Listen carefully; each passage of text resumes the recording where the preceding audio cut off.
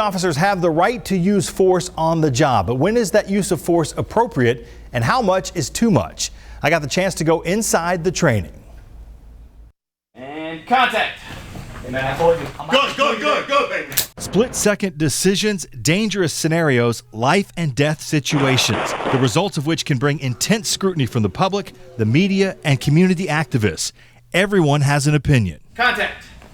Hey, officer, hey, there's a big accident right down here. Can you give me a hand with it real quick? Just call 911. I had the chance to go inside the use of force training at the CMPD Training Academy, where officers learn to use their voices, fists, pepper spray, a taser, or a firearm to defend themselves and the community. Every time that we do the training, we are teaching them a skill, but then always talking about when to use that. You know, always making them think about the appropriate circumstances or situations that they would need to employ that technique. Step away. Lieutenant Sean Mitchell and the training staff teach recruits what the department demands when it comes to officer use of force. The way this drill is designed is to limit the amount of space that the officer has to make that decision. We worked the box drill, which forces an officer to make quick decisions in limited space based on the level of threat that you are facing. So many things run through your mind in a matter of seconds. Contact. What am I authorized to do in this situation? What tool can I use and should I use it?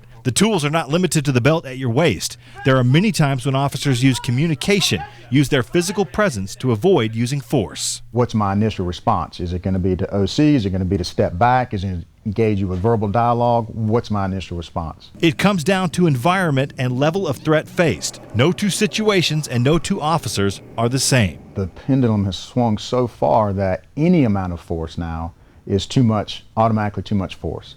And that's just not reasonable. What is reasonable? Any force beyond what is necessary to subdue a suspect while keeping the officer and bystanders safe is considered excessive. The goal is to get the suspect to comply voluntarily, but that's a judgment call. I tell you right now, I got something for you.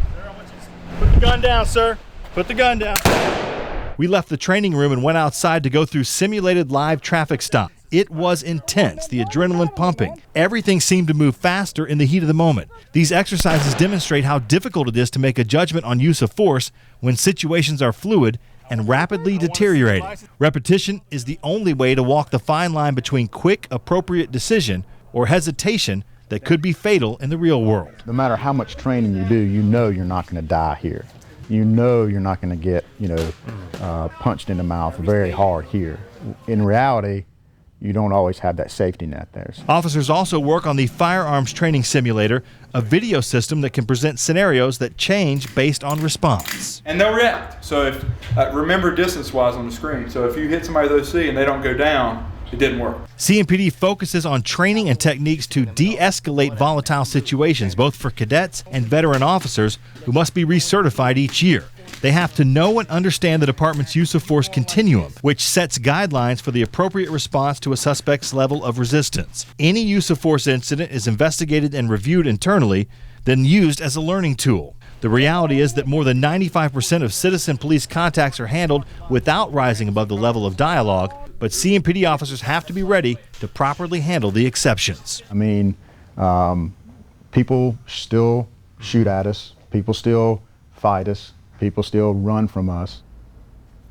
Got to thank the training crew there. And the next crop of CMPD officers, the men and women you saw training in that story, they will graduate from the academy in June.